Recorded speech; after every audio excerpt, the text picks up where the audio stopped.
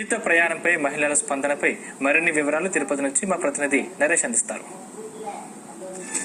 NDA కూటమి ఆంధ్రప్రదేశ్ లో ప్రభుత్వం స్టార్ట్ చేసిన తర్వాత కూడా సూపర్ 6 అయితే మాత్రం ఎన్నికల్లో హామీ ఇచ్చిన విధంగా కూడా ఈ రోజు శ్రీశక్తి పథకం కింద మహిళల్లో ఆర్టీసీకి సంబంధించినటువంటి 4 కేటగిరీ బస్సుల్లో అయితే మాత్రం మహిళలకి, ట్రాన్స్జెండర్లకి, అలాగే స్టూడెంట్స్ కూడా ఉచిత ప్రయాణాన్ని అయితే 0 ఫేర్ తో అయితే టికెట్స్ కూడా ఇచ్చి వారి యొక్క ప్రయాణాన్ని అయితే సౌలభ్యం కూడా చేసింది. దీనికి సంబంధించి కూడా కొంతమంది ఆర్టీసీ బస్సుల్లో మహిళలు కూడా ప్రయాణిస్తున్నారు.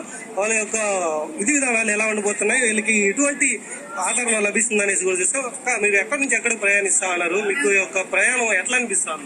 మేము తిరుపతి నుంచి పుత్తూరు చేస్తున్నాం ప్రయాణం. ఫస్ట్ టైం ఆంధ్రప్రదేశ్ లో తొలితగా ఫ్రీ బస్ పెట్టడం మాకు హ్యాపీగా ఉంది, చాలా హ్యాపీగా ఉంది. కానీ ఇది కూడా ప్రజల మీద వేస్తారని అనుకుంటున్నారు. మీకు ఎట్లా అనిపిస్తుంది?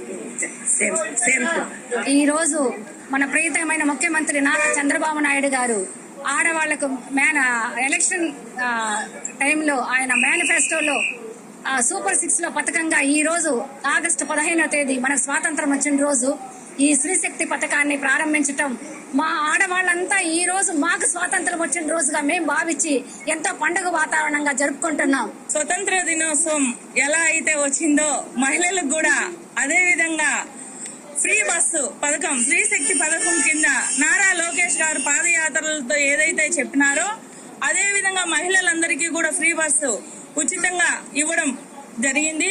ప్రతి ఒక్క మహిళ కూడా ఈ పథకాన్ని సద్వినియోగం చేసుకోవాలి.